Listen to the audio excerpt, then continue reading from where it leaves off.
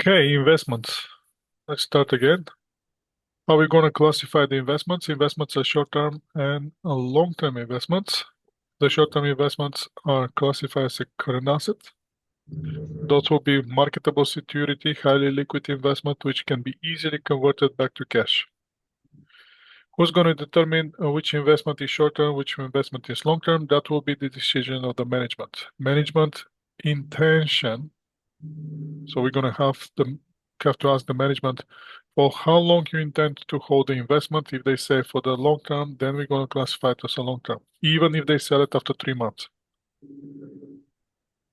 So the management is going to determine which one is it.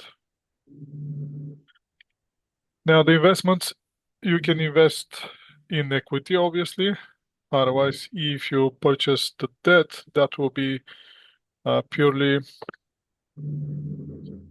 lending the money.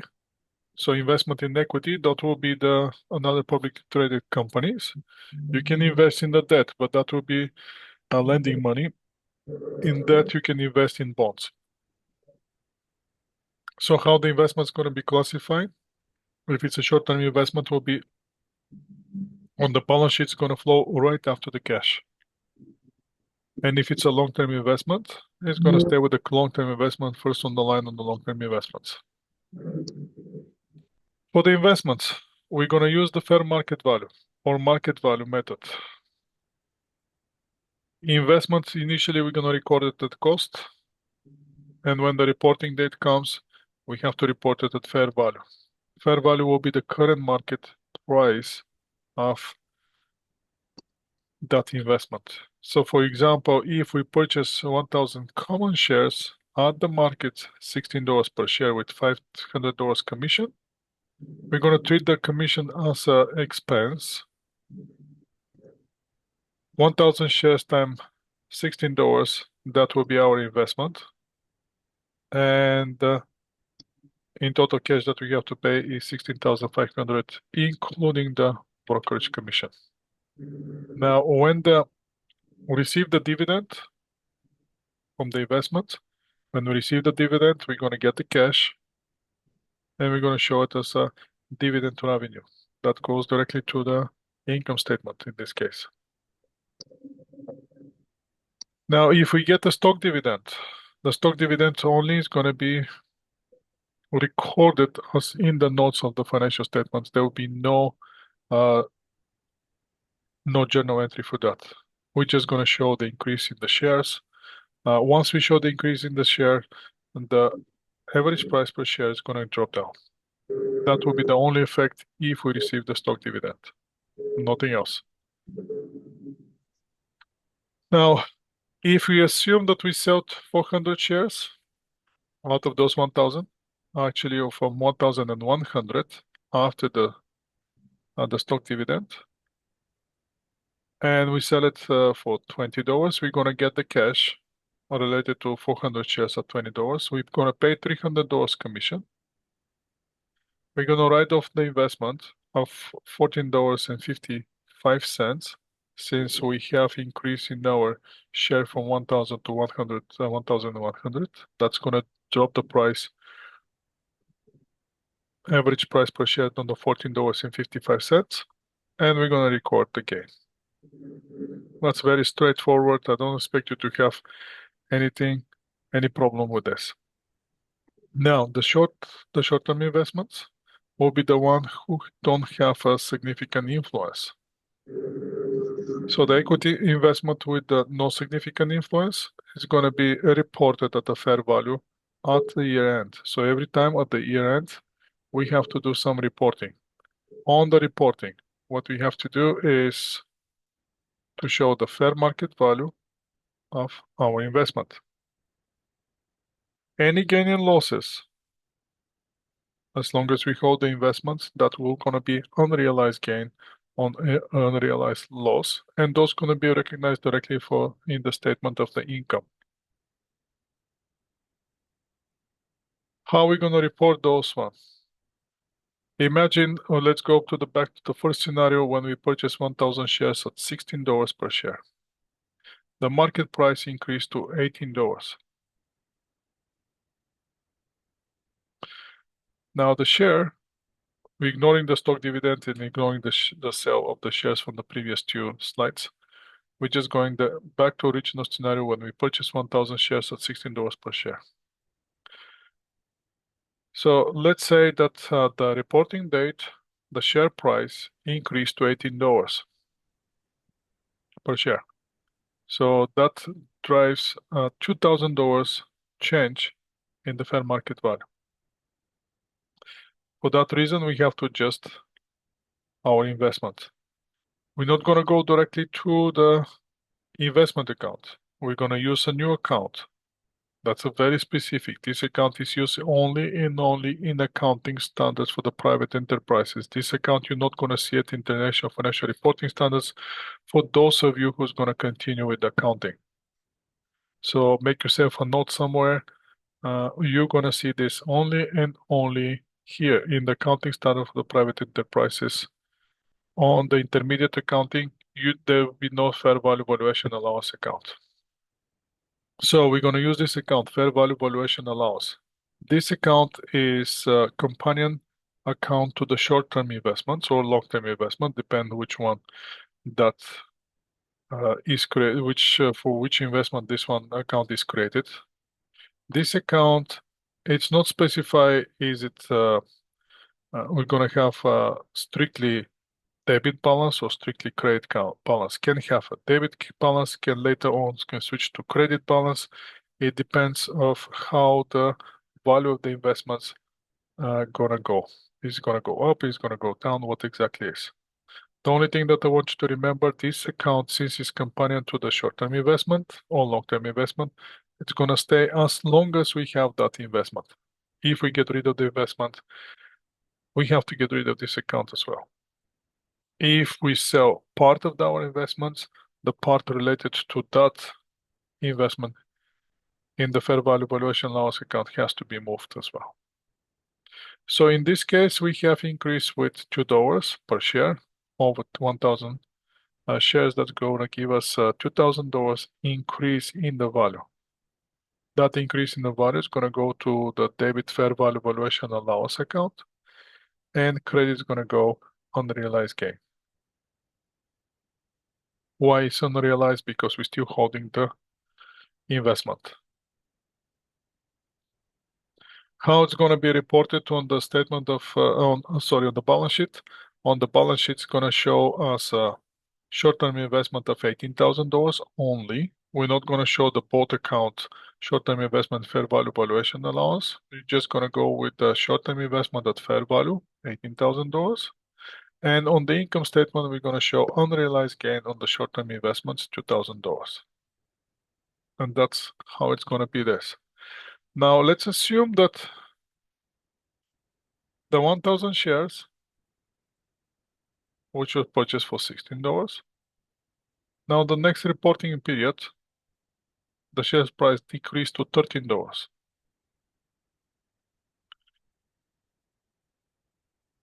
Now, we have to adjust for that reduction $3 per share. Over 1,000, that's going to give us $3,000 decrease in this case. So what we have to do, again, we have to show the reduction in our investment. We're not going to use that directly the short-term investment account. We're going to go with the fair value valuation allowance account. And since there's a decrease in the value, that will be unrealized loss for us. Unrealized on the fair value adjustments. Similar to the previous case when there was an increase in the price, in this case, we're going to show on the balance sheet 13,000, which will be the fair value, which will be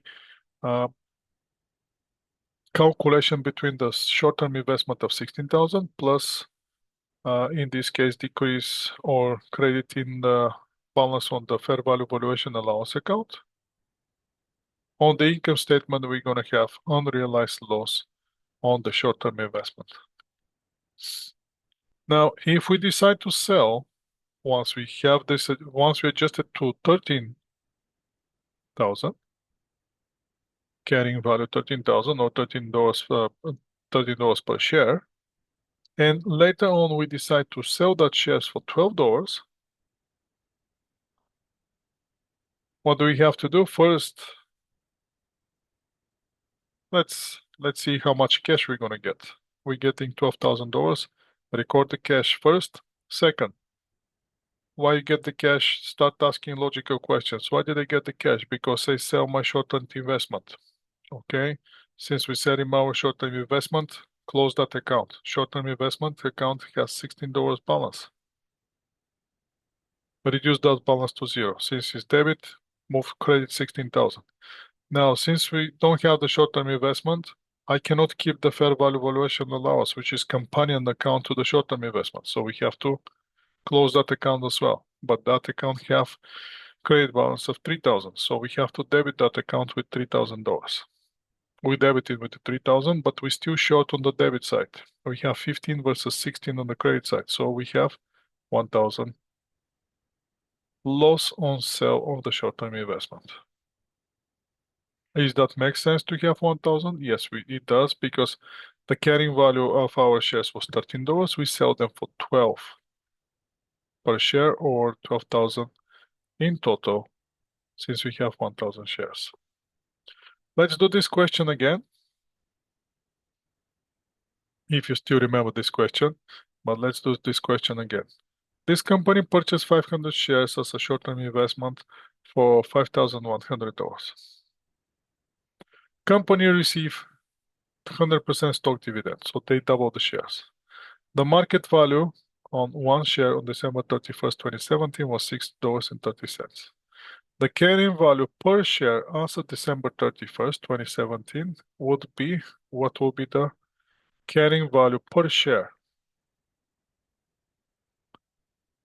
on December 31st? What do you think?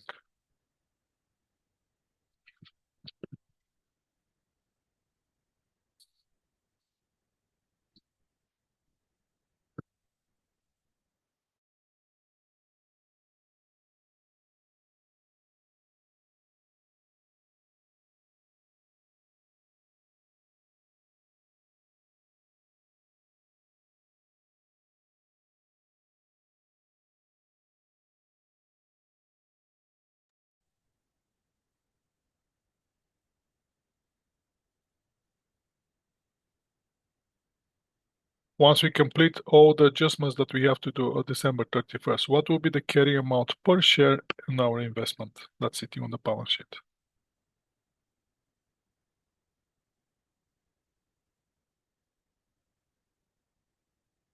B 630, yes, that will be the one. Because why done? Because the market value per one share December 31st will be 630.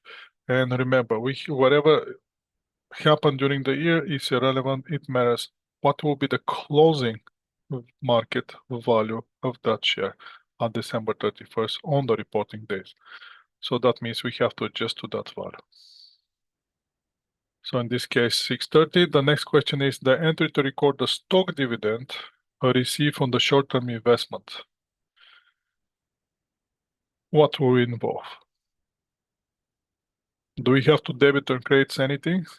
Not on this case, because there's no debit and credit here. Just not on the financial statements. So now the short-term investment, which is acquired for 11,500, has a year-end market value of 10,000. What will be the adjusting entry, and what that adjusting entry will have?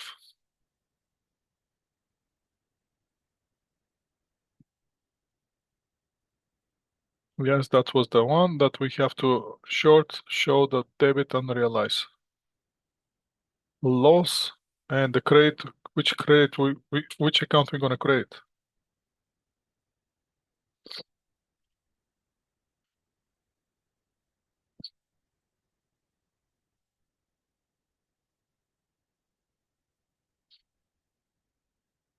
Now the answers become A, B, and C. All the three are correct. There should be only one correct. That become too much. A, B, C, D. We can go with F, G, H, S, T. Let's stay only with A. A will be the appropriate one. So we have debit unrealized loss and fair value adjustment. What will be the credit? On which account we're going to show the credit? Any ideas?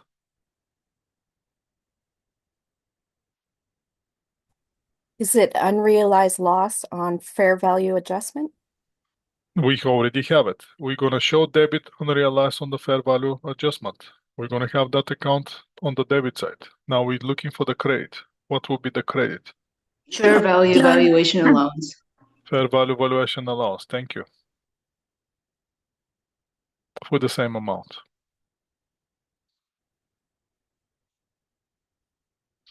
Okay. So now let's go report for the short-term bonds. We already talked about the bonds. On the long-term liability part. But if we report the bonds on the as a short-term investment, fair value method is used. So in that case, there will be no premium, no discount, no amortization, nothing like that. Recorded at cost every end of the period on the reporting date.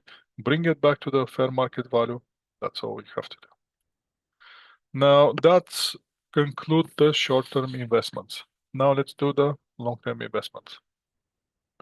But let's go first with the long-term investment in equity, which is shares. The investment will be understood to be long-term unless specifically labeled as short-term. So basically, opposite of the short-term and long-term liability, which on the short-term liability we identify which one is short and everything else is long-term. Here we'll do the opposite. Usually we're going to consider investment as a long-term unless specifically labeled as a short-term. Now, how are we going to do on the equity investment? Equity investment, we're going to check the management. For how long you intend to hold the investment? Are you intended to hold it for 1 year? If they say less than a year, if they say yes, short-term investment. If we're dealing with the actively traded market, means that we have the open market, which is the public company, which is listed on some stock exchange, fair market fair value method we're using. Since we have the available fair market value through that market. If we don't have a fair value, if the fair value is not available, if we're dealing with the private corporations, then we're going to use the historical cost method. Now that's the option if it's current. If it's long-term. Now, if it's a long-term, then we have so many questions to ask. First question, how big is the investment? If it's less than 20%, in that case, we don't have significant influence. If we don't have significant influence, then the next question we're going to ask, is this actively traded investment?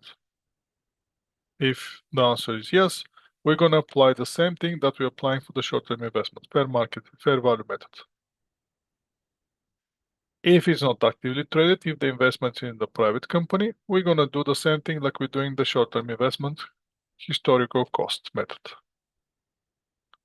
Then we're moving to the next step. What if we have significant influence? What's going to determine the significant influence? General rule is between 20 and 50. If you purchase 20 to 50%, between 20 and 50% of the voting share of a company, it's considered you to have significant influence. In some cases, that might not be existing, but that's a general rule. There are always exceptions. If that happens, if you actually acquire between 20 and 50% of the voting shares of the company, you have to use equity method. What's the equity method? We're going to see in a few minutes. If you're dealing with a joint venture, joint venture is part of the joint arrangements. Joint arrangements can be joint venture or joint operation. But if you're dealing with a joint venture in this case, you have to use proportionate consolidation method, which those of you who are going to continue with accounting, they're going to see in advanced financial reporting course. That's 4-level course. And the last option that we have, so if we dealing only with the voting shares, in the voting shares we have 3 options: less than 20%, no influence without any significant influence, 20 to 50% significant influence. If you happen to own more than 50% of the company, of any company, you have control. When you establish the control, you have to apply consolidation. Consolidation method, again, is discussed in advanced financial reporting. So that's beyond the scope of this course. So we're going to deal only with the non-significant influence and significant influence. How we can establish the influence? Question for you. If today I acquire one purchase share of, let's say, Apple, can I call the Apple management and say, I don't like your policy about the long-term expenditure. I want to change that policy?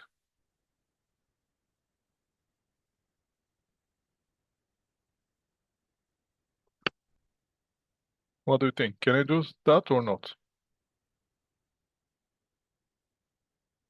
I'm purchasing one share and only one share. No. Why? Because I don't have any influence. I'm only having one share of Apple. Can I go somewhere and to the bank and say, I want to borrow $1,000 and please put it on Apple because I'm a shareholder? Can I do that? No. So that's not significant influence. Not that with significant influence you can do that, but with significant influence, if you have significant influence of the voting share, that means you have a voice in the board of directors. If you do that, then you can influence to some extent the policy and decision making in that company. If you have control, then that's the completely different story. So the long-term equity investment without significant influence. So accounting for the long-term investment, where there is no significant influence, that generally hold less than 20% of the voting shares. Again, there might be exception. You may have a significant influence with less than 20%, but then we have to see so many other things. But general rule, 20%. In this course, we're gonna stay simple. 20% will be the borderline. Less than 20, non-significant influence. Over 20, significant influence. So what we're gonna do, we're gonna follow the procedure outlined for the short-term investment. What that means, we're gonna use the fair value method. We're dealing with the fair value valuation allowance, and at the end of every period, we're gonna adjust the carrying amount of our investment to the fair value method, to the fair value. What's gonna happen? Let's do the equity method for the investment. Which one's the equity method? The equity method is the one when we have significant influence, means we're holding between 20 and 50% of the voting shares of the company, then we're going to move to the equity method. Now we're going to see the equity method and how equity method differs from the fair value method. When the investor holds 20 to 50%, that's again a general rule, of the investee voting shares, we're saying that the investor has significant influence. Means the investor can influence decision making. That one investment initially going to be recorded at cost, and subsequently, equity method of accounting it will be used. So let's go with the first one. Let's purchase those investment that's in shares. We're paying $4 million for 30% of the common shares of this company. Brokerage commission is $5,000. We're paying $4,005,000. Investment is investment. Showing as investment, brokerage fee is pure expense. We not acquired, we not capitalize the brokerage commission expenses as part of the investment cost. That's not our objective here. We're going to keep it separate. So under the equity method, we have to make it sure what the equity method is. Under the equity method, once we have what's the percentage of the shares that we own for the other company, that percentage will affect any earnings that the corporation that we have significant influence have effect on us. For example, if the net income of the investee is $1 million, 30% of that $1 million belongs to the investor. What the investor is going to do, he's going to increase with that amount its investment. And you're going to show that as investment revenue. If subsequently the investee declared dividend, investor is going to receive the cash from the dividend, but that dividend is not going to go as a dividend income in this case. That dividend is going to go to reduction of the investment on the investee account. So once we apply the net income and the dividend received, that's going to change the balance of the investment. So once you invest the money, if the investee record showed net income, part of that income is related to the investor. So investor has to show that increase in the investment related to the income of the investee and showing the income revenue.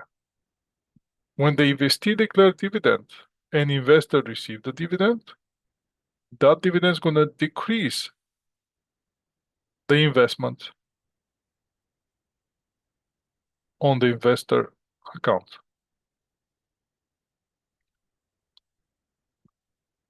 So let's assume that later on, 1/10 of the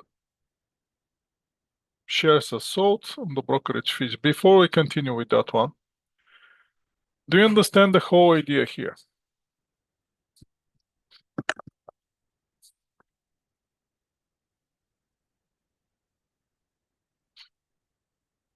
How are we gonna do? What's the difference between the fair value and the equity method? Can you see the difference, or you want me to explain the difference on the simple way with using the Excel spreadsheet?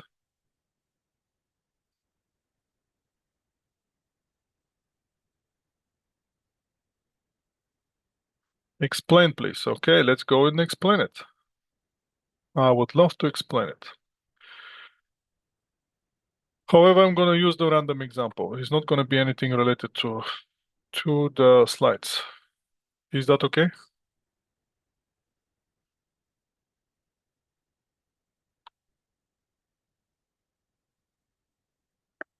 All right then.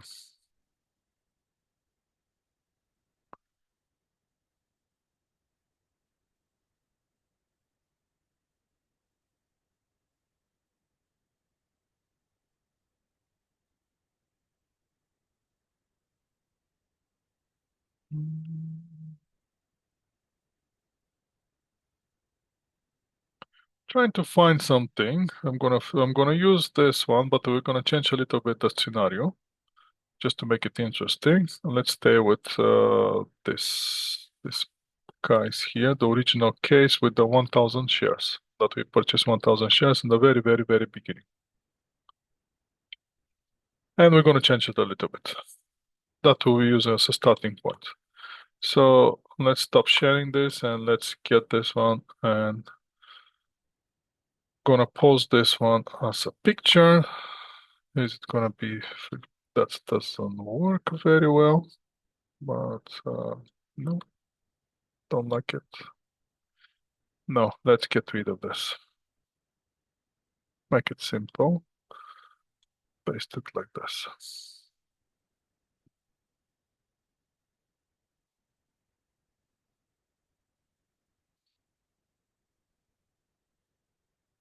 Okay, let's assume that this company at market price of $16 per share, we're gonna change it a little bit just to make it a little bit more easy. Just give me a second just to format a little bit here. And oops, that's not what I want.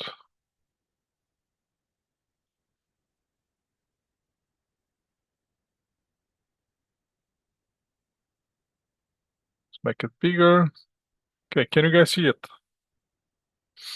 Yes. So the company purchase, let's say, let's change it a little bit. Let's purchase instead of 1,000, let's purchase 5,000 shares of the company, and the share price, let's make it $20, and we're not paying commission. We can pay $500 commission. That's not big deal. So now we're going to have in this scenario, let's pretend that the 5,000 shares that we're having represents less than 20% of the voting shares of the company. That will be the scenario that we're going to choose, less than 20% of the voting company. So in that case, journal entry will be debit investment. In this case, will be short-term. Actually, let's deal with the long-term investment. Long-term investment. Long-term investment. And the long-term investment in this case will be, let's say, the amount will be, oops.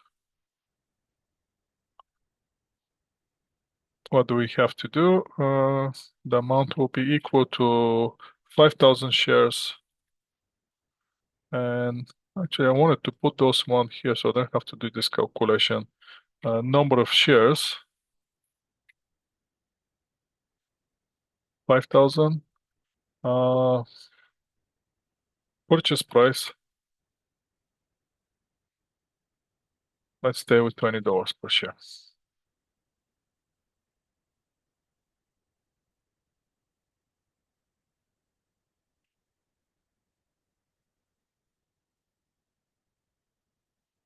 Okay, so the long-term investment will be 5,000 times 20. So we have to debit $100,000. We're gonna have our commission,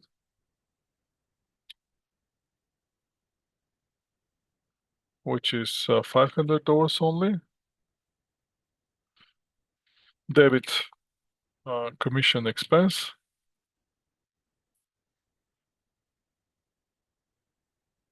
For $500. And credit, it's gonna go, or I can use this one, and I'm gonna go this one. I'm gonna credit, it's gonna go cash. And I'm gonna credit the cash for exactly the same amount. Nothing scary here, right? Do you see anything scary?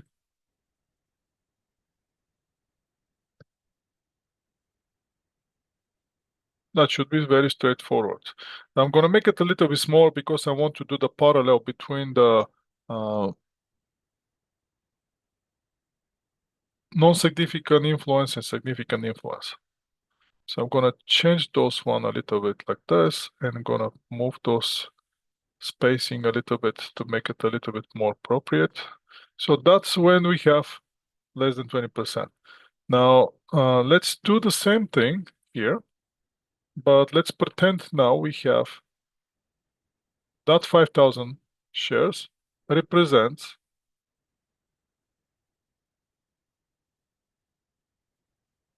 5,000 shares. Those are 25% of the voting shares in the company. And in this case, we have significant influence. So if that's the case, obviously, we have to do the journal entry. Now, on the purchase day, the journal entry will be exactly the same. There will be no difference between one and the other. It's going to be exactly the same. Again, we're going to have long-term investment, commission expense, cash.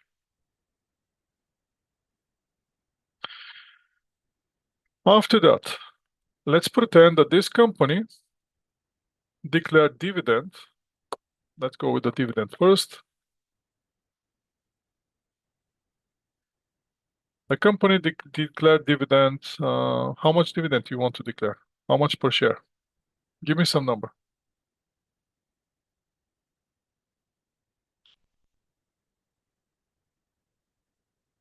Any numbers work.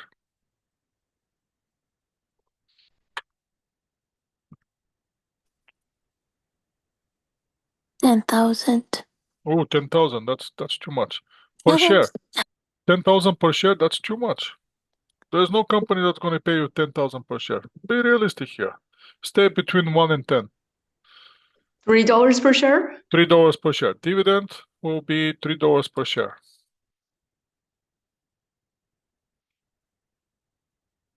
That's more realistic. $3 per share.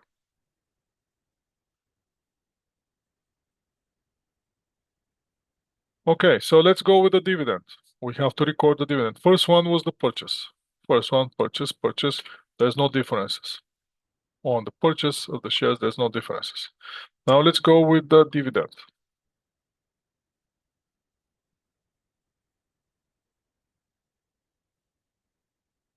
Once we get the dividend, once the company declared dividend, what we gonna get? They're paying dividend, cash dividend in this case. What we gonna get? We're gonna get cash, right? How much cash we gonna get? Well, we're gonna get 5,000 times $3 per share. 15,000. We're gonna get 15,000 right away. Now, when we have less than 20%, now that's the first difference here. We're gonna credit dividend income.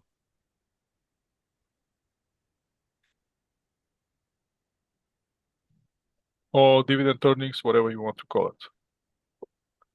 And that will be $15,000. Same scenario here, we're getting dividend. And we're getting exactly the same dividend. We're not changing the dividend. Now, under the equity method, we're still gonna get the cash. Don't get me wrong here. Cash is cash. Cash is given. You're not gonna escape from the not getting the cash. 5,000 times $3 per share. We're gonna get our cash. But the credit's gonna be different. Now, on the credit, we're gonna reduce our investment long term.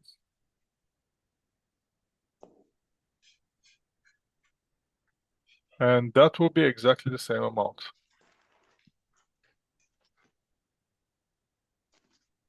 That's the difference now. So you see this is the fair value method. This is the equity method.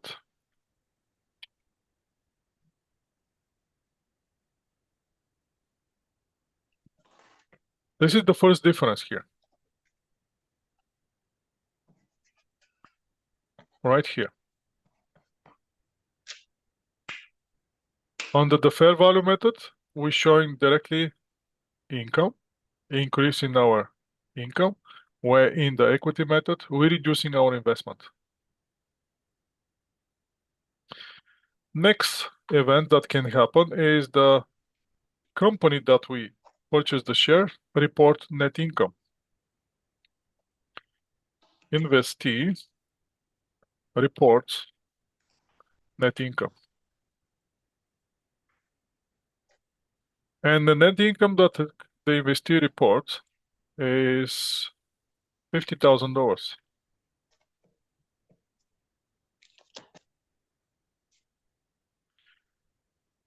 So if we're using the fair value method, let's keep it, let me freeze it from here.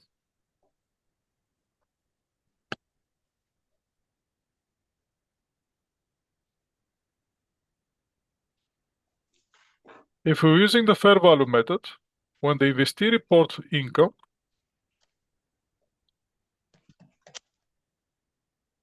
there will be no journal entry. So here there is no applicable, nothing here. On the equity method, now since we owe, how much we owe here? We owe,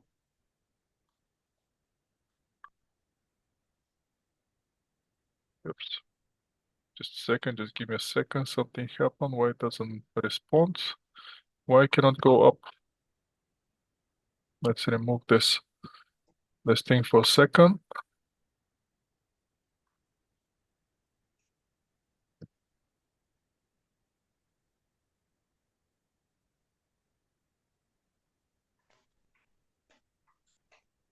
In this case, as you can see, let me freeze it from here. No one below. Try to make it more productive here, but sorry, take me too long. That should do it. So in this case, we owe, once we have here investee report income, there's no applicable, no journal entry here. Under the equity method, since the company owns 25% of the voting shares of the investee, 25% of the $50,000 belongs to the investor. So in this case, the investor have to do journal entry. That will be debit, long-term investment. And credit's gonna go to investment income.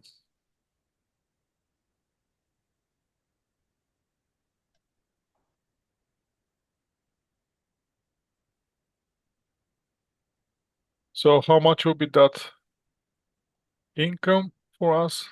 First, the investment is gonna go up with 25%, so that would be 50,000 times 0.25. 12,500 will be increase in our investment, and our income is gonna increase with the same amount. That's the second difference. So you see how we're treating dividend of the fair value method. The dividend increase the income under the fair value method. On the equity method, decreasing the investment.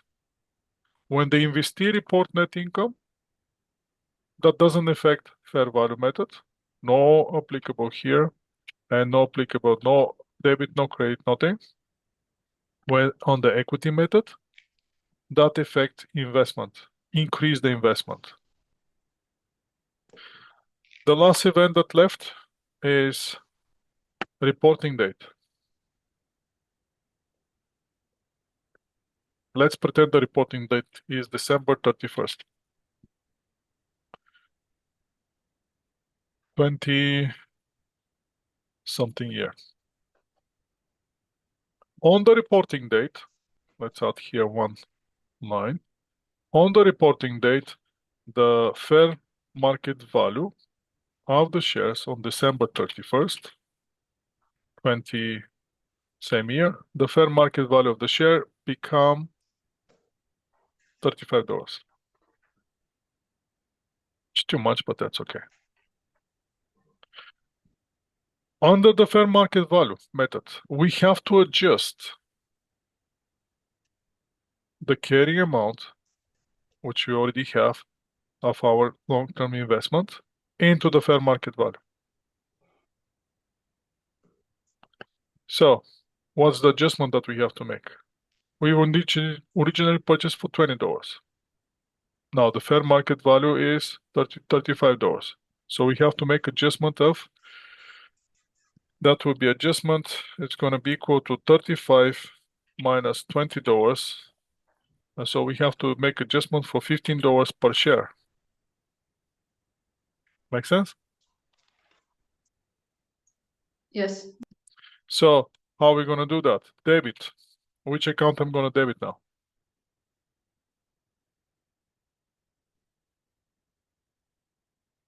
Is it going to be in my favor or against me? Am I generating gain or generating loss? Gain. Gain. But since I'm under the accounting standard for the private enterprises, which account I should debit now? The one that we debit on the short-term investment, which is called?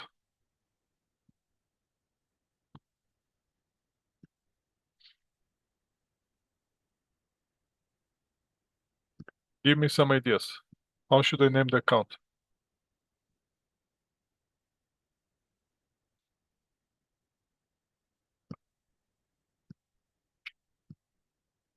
You can type it for me if you want.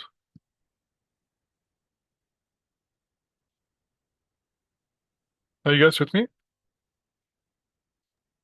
Yes. So the account will be fair value valuation allowance. That's the account that I have to debit now. I cannot debit directly the investment. I have to go with the fair value valuation allowance. And once I do that, I have to show here $5,000 times $15 per share. 75,000 is gonna go with the fair value.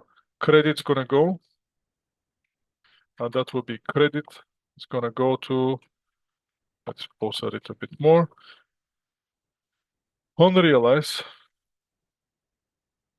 gain on fair value adjustment. And it's gonna go with exactly the same amount, $75,000. Now, my carrying value of my shares from 100 become 175. Under the equity method, when the reporting date is December 31st, well, guess what? Let's make it simple. We're doing nothing. If that happened on the equity method, we're doing no journal entries here. So that saves you a lot.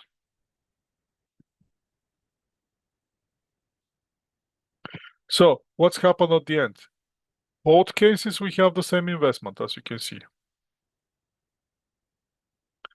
We're starting with $100,000 on both cases.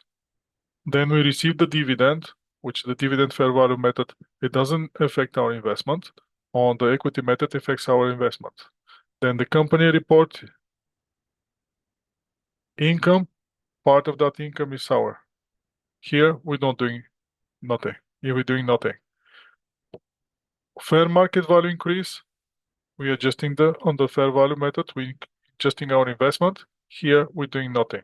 So let's do overlap. Where is the investment now? Let's do the tier accounts and see how many tier accounts we're going to carry and what will be the value of our investment in this case. First, we're going to have the first tier account here will be for the investment. Correct? And quickly here, that will be long-term investment.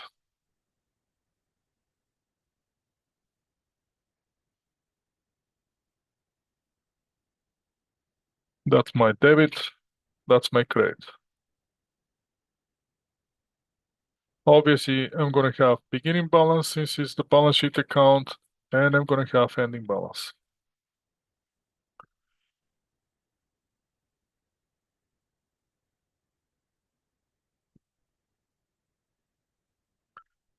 And with the same thing is going to happen here. I'm going to have exactly the same account.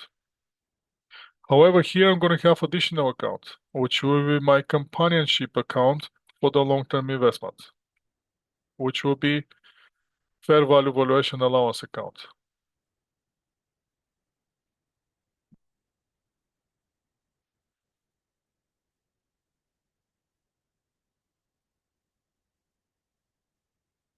Now, in this case, we don't know what will be the beginning balance and ending balance, but and we don't know where the exactly balance gonna end up. Is gonna be debit or credit. For that reason, we're not doing anything here. But the long-term investment, once we purchase it, we have $100,000 from here. Then we receive dividend, which doesn't affect our investment. Then the investee reported net income doesn't affect our investment. The last thing that happened is the fair value allowance. That account went up with $75,000. And that's all we can get from here. Let's put this dollar amount here, so that will be the dollar amount here as well.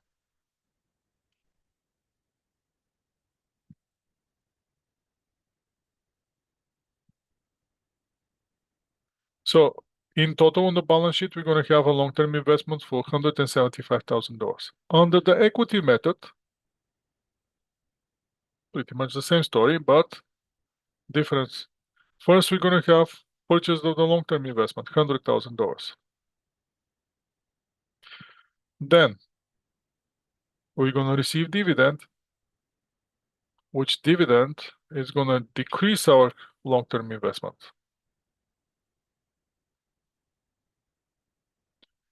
$15,000 decreasing our long-term investment.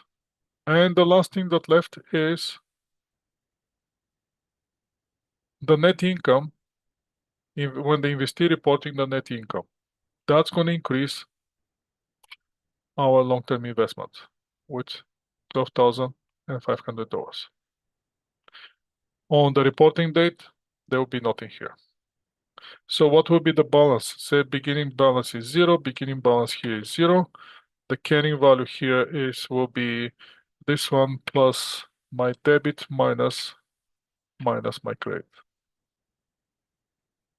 100,000 is pretty much the same story here. One beginning balance is zero. Now on the equity method, I'm going to have a different balance. Beginning balance plus my first debit, my second debit, if I have third debit, it's going to be here, minus the first credit, minus the second credit, minus the third credit, if they have anything like that. And that will be my carrying amount. So now you can see what's the difference between one method and the other method. On one method, you end up having long-term investment on your books for $175,000. Under the equity, that investment will be only $97,500.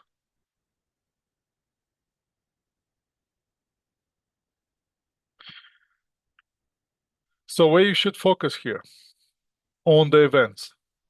On the purchase date, no changes. On the dividend, when the dividend is declared, that's your first change here. Under the fair value method, you're showing the dividend income. That's your change here, dividend income. Where on the equity method, you're not touching the income. You're reducing the investment. Second difference, when the investee report income. When the investee report income under the fair value method, there's no journal entries. Where in the equity method, that's where you're showing your income. And increasing your long-term investment. And the last one, when there's a change in the fair value on the market price of the shares.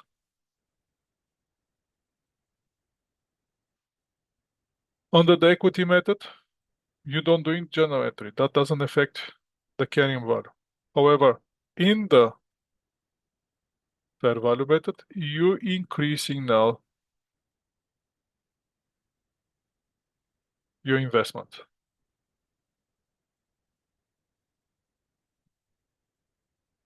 Make sense? Can you see the differences on one screen here?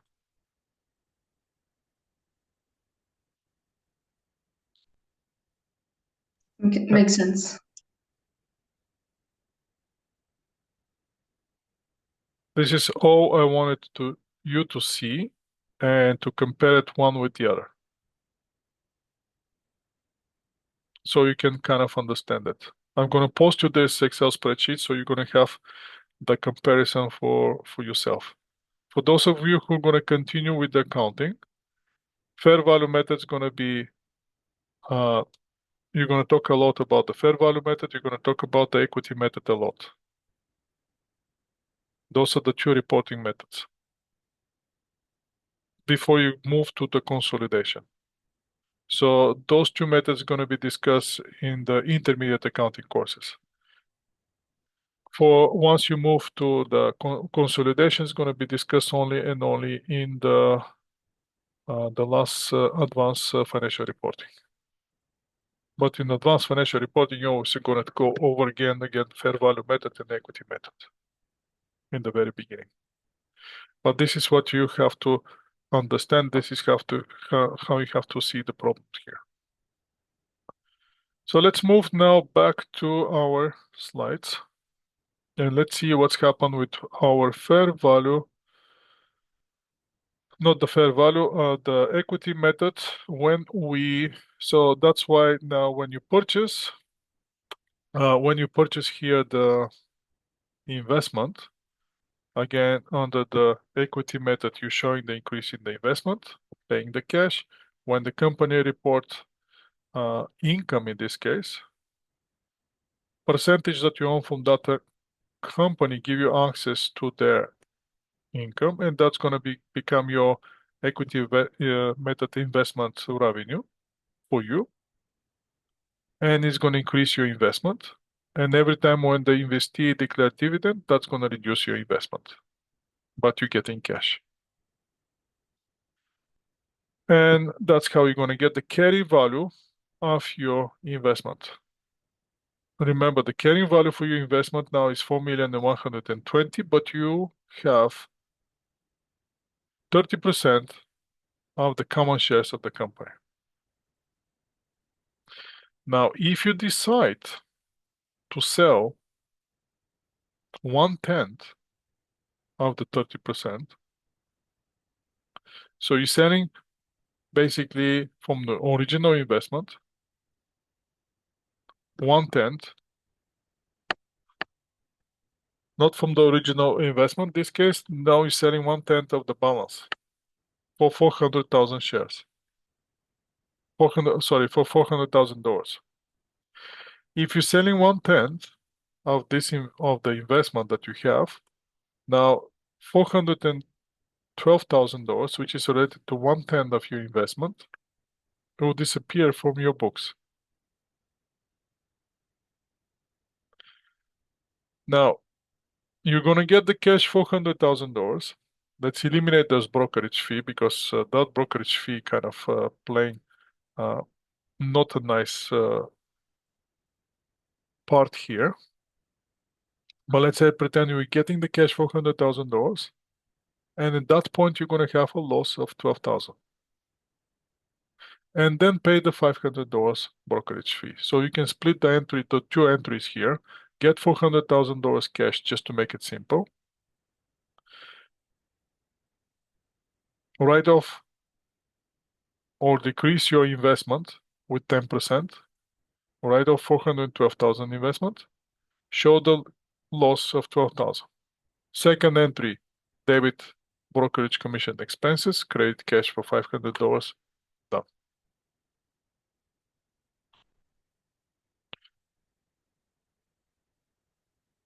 Long-term investment. So the investment accounted using the equity method are often referred as affiliated companies. Write down the equity method investment that require if the permanent decline in the value happens. So can I write down my investment? So my carrying value of my investment at this point is $4,420,000. Can I write down my investment? Yes, you can write down your investment as long as there evidence that the investee suffered enormous losses or something affect the investee business, which decrease in your investment. Then you can write down your investment. And that's why we stop in here. Now we're moving to the joint venture. Now, in order to be the joint venture, first you have to have a joint arrangements. Joint venture is part of the joint arrangements. That in the separate entity or project, we're going to create a separate company, and in that company, we're going to transfer all the assets, liability that we want to have in order to start that joint venture. And then we're going to do the proportionate consolidation based on the percentage that the venturers have in the joint venture. Now, the venturer will consolidate the proportional interest of the asset, liability, revenue, expenses, and going to show it as its own liability, revenue, assets, and expenses. Accounting standard for the private enterprises here allows to use the either equity method or a cost method. If the cost is appropriate, applying proportionate consolidation overweight to the benefits. We're not going to spend too much on the joint ventures, because that's not the point of this course. The point of this course is you to understand fair value method and the equity method, and that's all I need you to know about. Long-term share investment, but the consolidation method. Consolidation method will be applied when the investor owns more than 50% of the investee voting shares. Then we're going to have the parent and subsidiary relationship. Parent will be the investor, investee will be co-subsidiary. We're going to prepare the consolidated financial statements. Interesting thing that one thing for those of you who's not going with the accounting, I want you to understand this. Both entities going to exist. There's a scenario when the both entities going to exist, the investor and the investee, in this case, the parent and subsidiary. Both entities is going to have their own accounting. Now, who's going to do the consolidation then? On which books the consolidation? On which? Let's pretend the parent has his own computer and doing his financial reports. Subsidiary has another computer that doing all the accounting for the subsidiary. Now, on which computer we're going to do the consolidation? On the parent computer or the subsidiary computer? The answer is neither. None of those. We're going to do consolidation on the third computer, which has nothing to do with the parent, has nothing to do with subsidiary. Parent is still going to do his financial statements. Subsidiary is still going to do financial statements. On the third computer, separate from the parent and subsidiary, we're going to prepare that consolidated financial statements, which combine the financial statement of the parent and financial statement of subsidiary. That's all I need you to understand.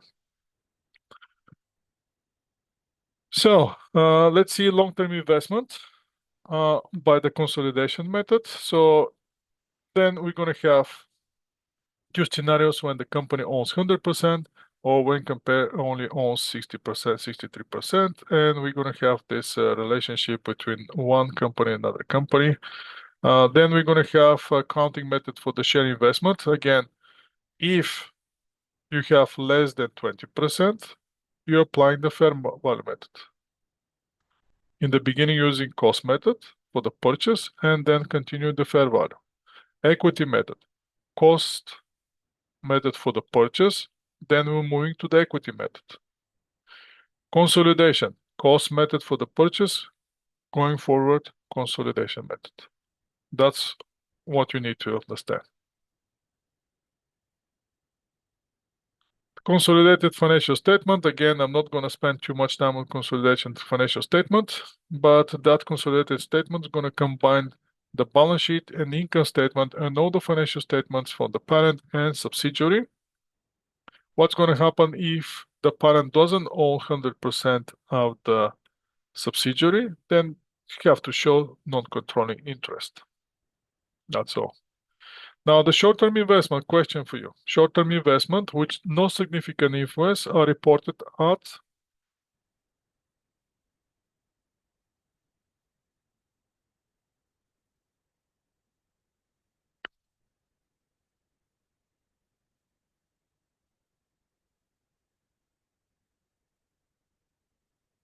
how we're going to report this short-term equity investment.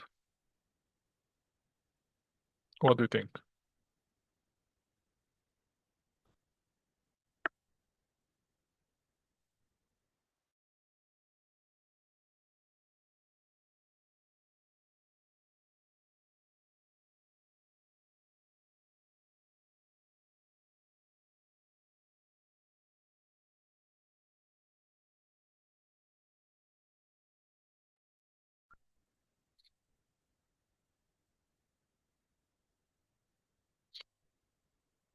Let's think about it.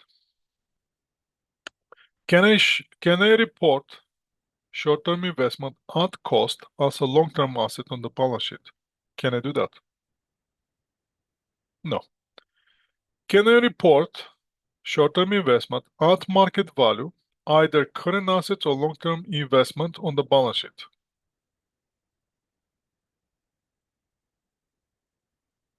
Do we have that option? Either one, either the other one? No. Let's go with the last one. Can I report short-term investment at lower or cost or market as a current asset on the balance sheet?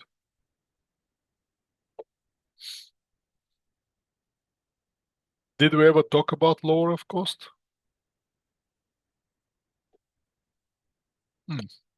So can I use lower of cost on the chapter that we're not talking about lower of cost? No. So logically, which one should be the correct answer? Make sense?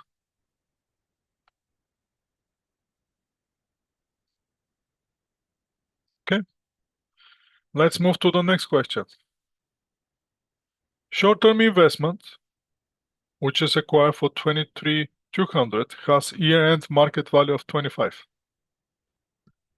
What the adjustment entry is going to involve? First, what do we have to do?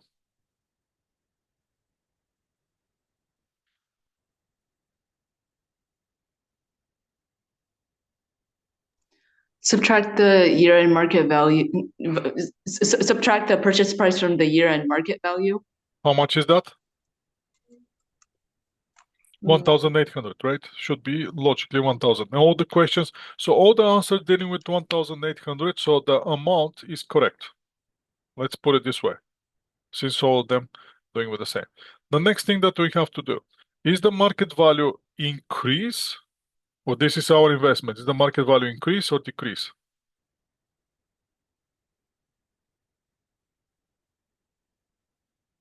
Increase. Increase. So what that gonna give us? Gain or loss? Gain. Gain. What kind of gain will be that? Are we still having the investment? Did we sell the investment? No. No. So that will be unrealized gain for us. Which of those questions answers dealing with unrealized gain?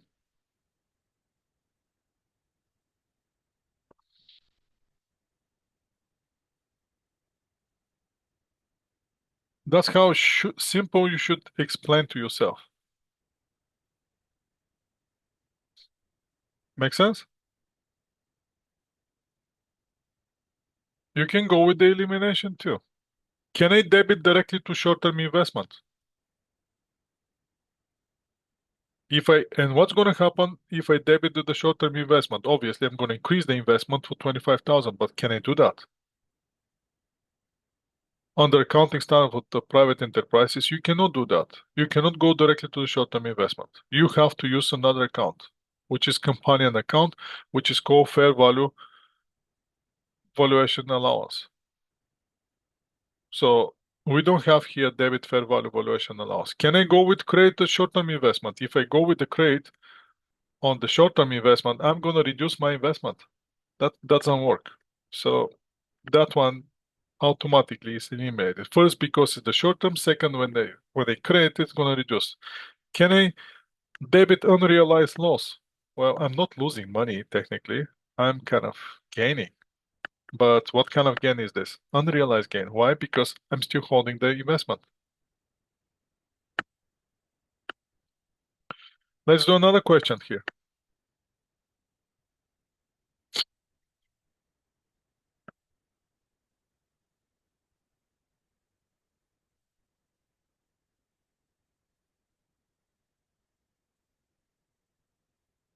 Yes, we're gonna go with the B, with the equity method.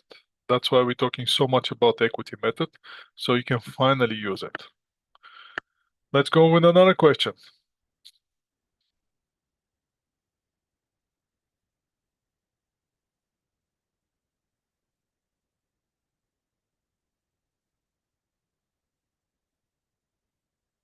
That will be the exchange rates are now involved here.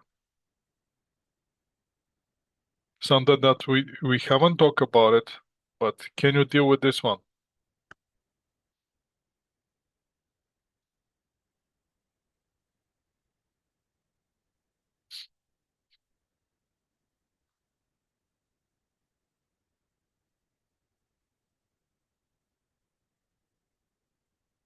Or shall we leave it once we cover the exchange rate? Let's leave it one. Let's go back to this question later.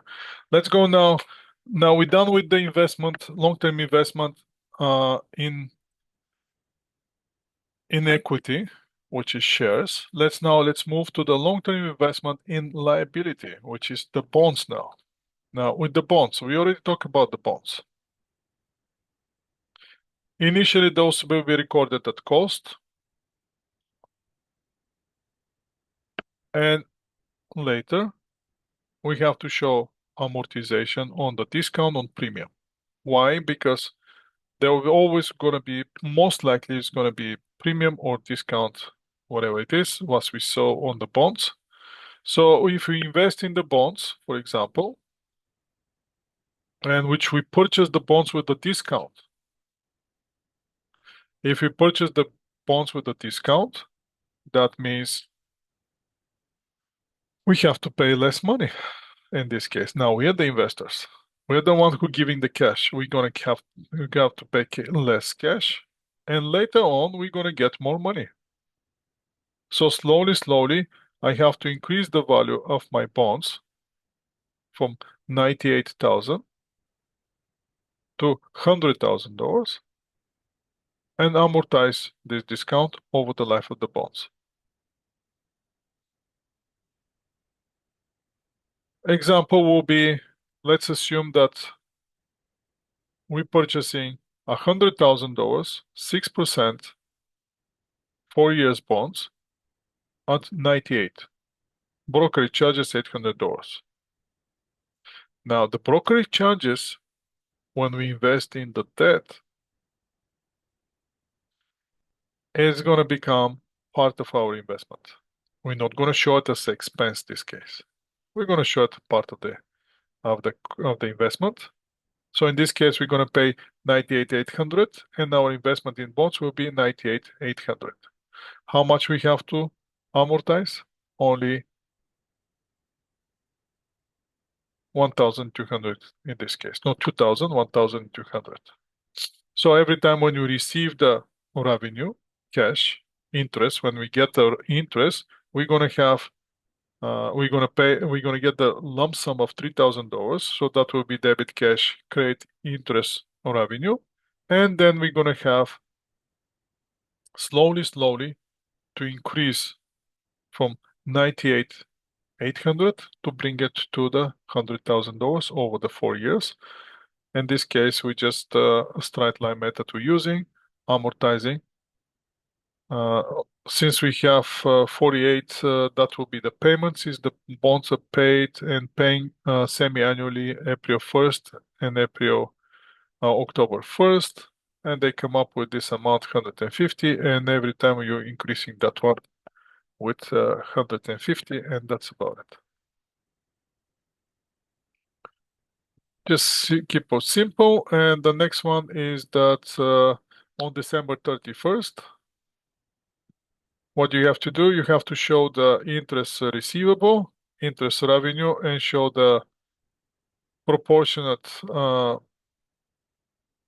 amortization of the discount of $75. So from this chapter, you're not going to be tested on the joint venture. You're not going to be tested on the bonds. You're going to be tested on the short-term investments or investment with no significant influence, and you'll be tested on the investment with significant influence. And I'm talking about the final exam. On the assignment, you may see some other questions, but assignment is assignment just for you to practice a little bit. Anyway, you have unlimited attempts, so you can easily achieve your 100% on the assignments. But for the exam purposes, you'll be tested only and only on the fair value valuation, fair value method and the equity method. Means that short-term investment, long-term investment with non-significant influence, and long-term investment with significant influence. That's about it. Plus, you're going to be tested on the foreign currency transactions. Why? Because to some extent, every each of us is exposed to those foreign transactions. What's interesting with the foreign currency transactions is that every company to some extent is involved in the international accounting. It has to deal with some currency which is different than Canadian currency. In Canada, all the business transactions are recorded in Canadian dollars. If the company have some international trades with another company, they have to convert that different currency into the Canadian dollars when they're dealing country to country. Now, the most countries, you're obviously going to use their national currency. But that doesn't have to be the case. Now, the foreign currency exchange rate will be the price of one currency measured into the another. Transaction, which is stated in the foreign currency, must first be translated into the dollar or the currency of the company that recording, and then recorded. Translation is going to happen when the exchange rate is used to convert the price of an item stated from one currency into the another currency. How are we going to deal with this? Let's say if the transaction price is stated in units of the foreign currency, the Canadian company encountered two accounting steps. First, transaction price must be translated into the Canadian dollars. And transaction usually causes the Canadian company to experience foreign currency transaction gain and loss.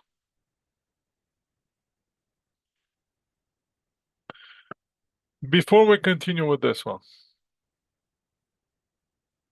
why we experience a foreign currency exchange gain or loss? Simply because we're not paying or we're not receiving the cash at the day of the purchase or the sales. If you right now, if you buy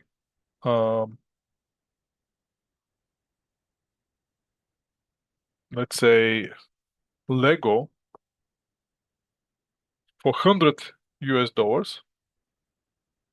you have to exchange Canadian dollars into American dollars and pay the price right away. And there will be exchange rate. And you're going to record the purchase of the Lego at the Canadian dollars right away. There will be no exchange rate. There's going to be no exchange gain and losses. But if you purchase that Lego today, let's use the Lego for $100, 100 US dollars.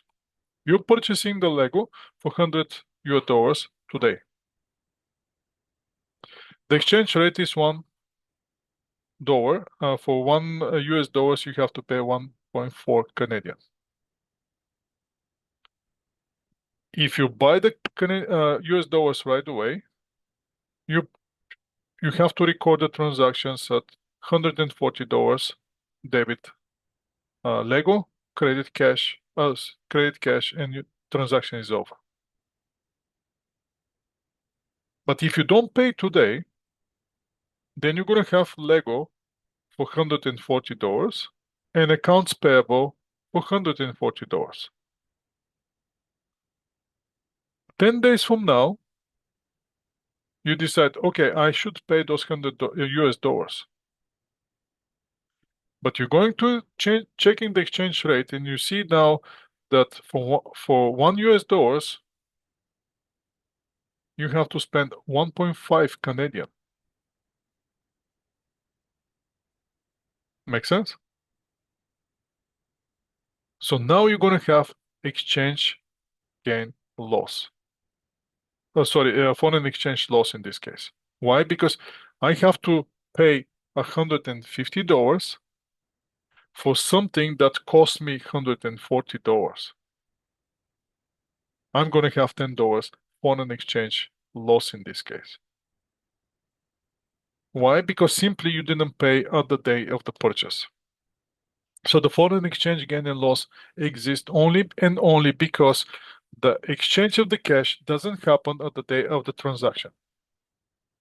And you have two transactions here, which involve foreign exchange gain or loss. First one is once you're buying something and paying later. And the second one is when you're selling something and collect the cash later. Let's see the first one here. First example is when they buy the inventory, but paying later. This company, assume on December 13, they purchase perfume from France for 75,000 euro. Net of 60, exchange rate is 1.56 euro per euro.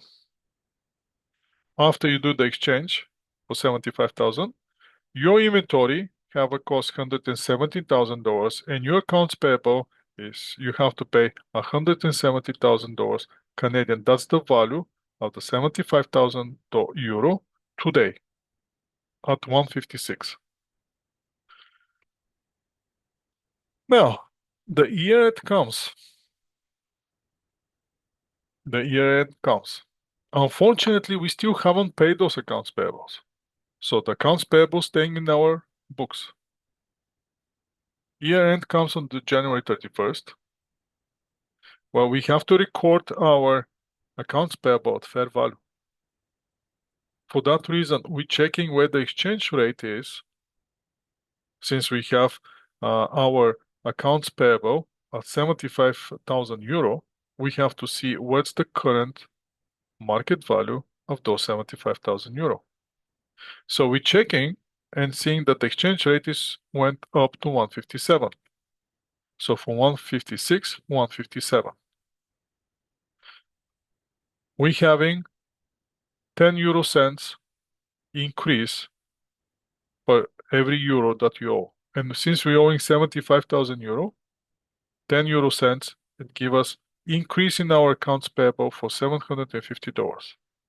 So now we're showing the foreign currency transaction loss, which is going to come on our financial statements, on the income statement, and we're going to increase our accounts payable with $750. Now, on our accounts payable, now we're going to have $75,000, 75,000 euro times 157 now. And it's going to be, our accounts payable is going to be 170,750 sitting in our books. Next transactions is we have to pay. The payment date came February 2nd. Now we actually have to buy the euro and pay the 75,000 euro.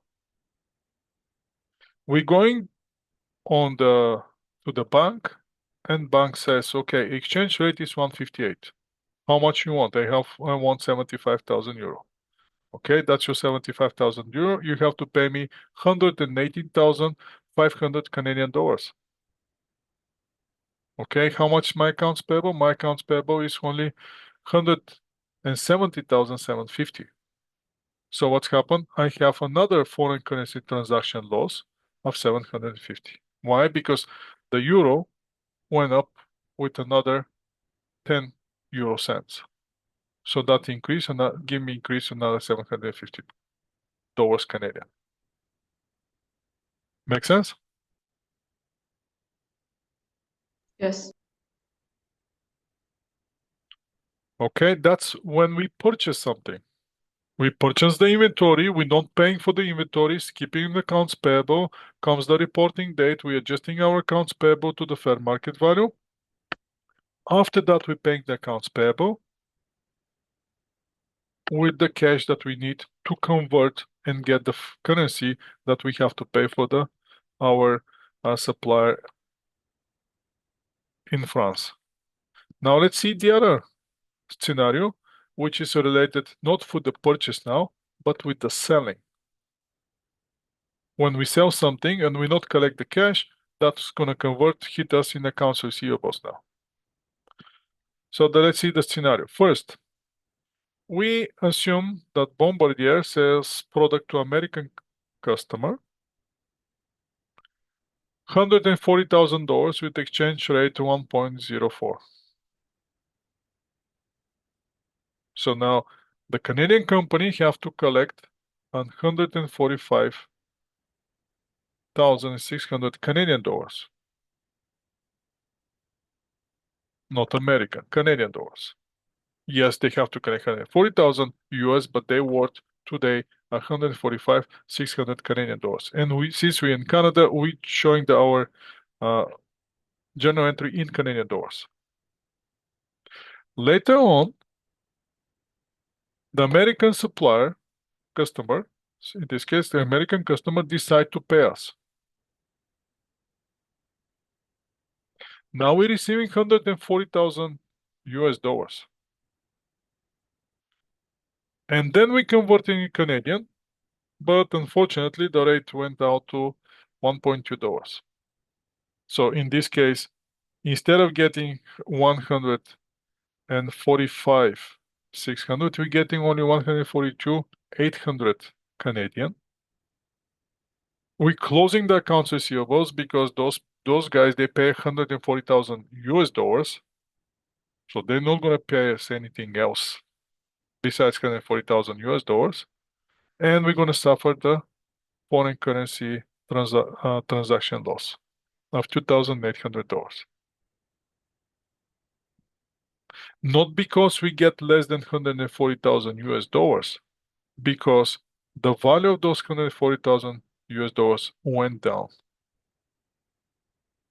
Again, think about it. If here we sell 145,600, which is 140,000 US dollars, and these people pay us right away 140,000 US dollars, we're going to get cash 145,600, sales revenue 145,600, and we're going to forget about foreign currency transaction loss, foreign currency transaction gain, nothing.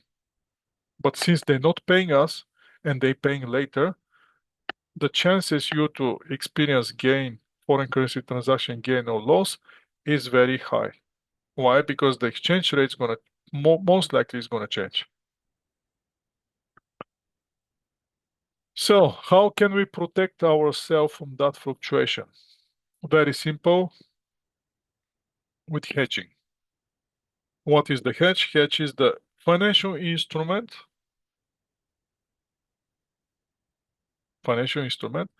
that help you to protect yourself from the fluctuation, in this case, on the foreign currency.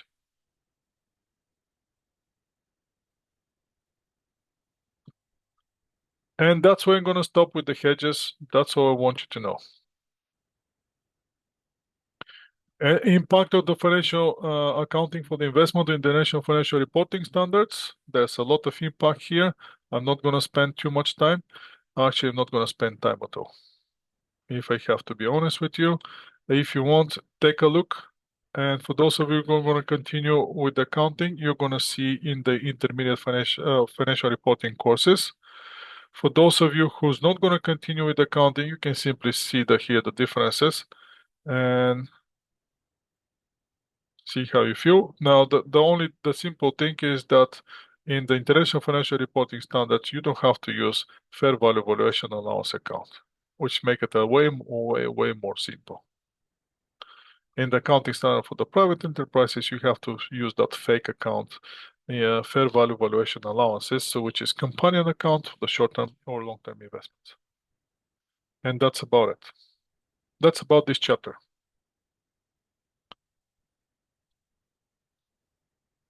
What I want you to understand, we have the short-term investment, we have the long-term investment, we have investment in the equity, and have investment in the liability. If you're using short-term investment, everything is recorded at the fair value. What is the fair value? The value at the day of the reporting for the company. We check in the market, whatever the market says, we bring in the value of the investment to that market value, end of the story. That applies for the short-term investment and applies for the long-term investment in equity with no significant influence. If you have long-term investment with significant influence, then we're going to use the equity method. What's interesting with the equity method? Every time when you're having a dividend, the company declare the dividend that you invest in the company.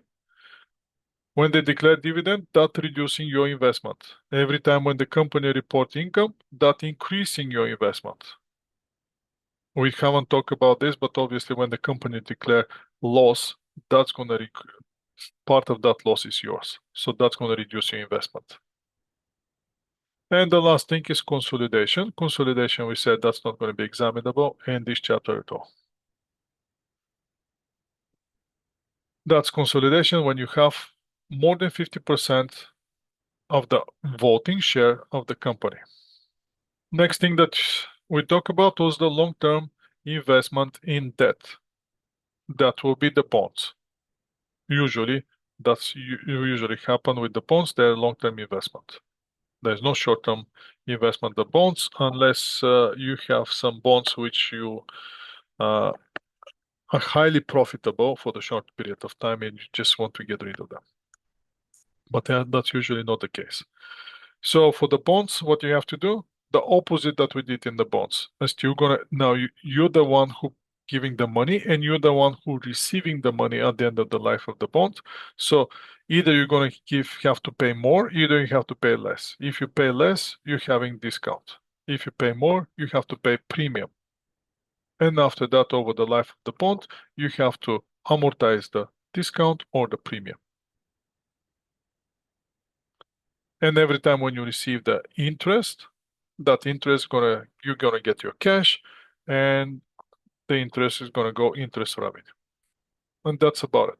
Next thing that you have to remember is the foreign currency transactions. Foreign currency transactions, those and foreign currency exchange gain and losses. The foreign currency exchange gain and losses exist only and only because of the day of the transaction, there's no settlement in cash. That creates a fluctuation of the foreign currency, which affect the reporting currency, on which in this case we report in Canadian dollars. Either you have to pay more, either when you convert the foreign currency into Canadian dollars, you're gonna get less. And that's where the loss comes. If you convert the currency and pay less in Canadian than you reported as accounts payable, that's going to give you your gain. And the same thing, if the value of the currency goes up and somebody pays you in the foreign currency and you convert it into Canadian dollars, you end up with more Canadian dollars. Then you hit the jackpot. That means gain for you. That's all about this chapter. Briefly, simply stated and explained.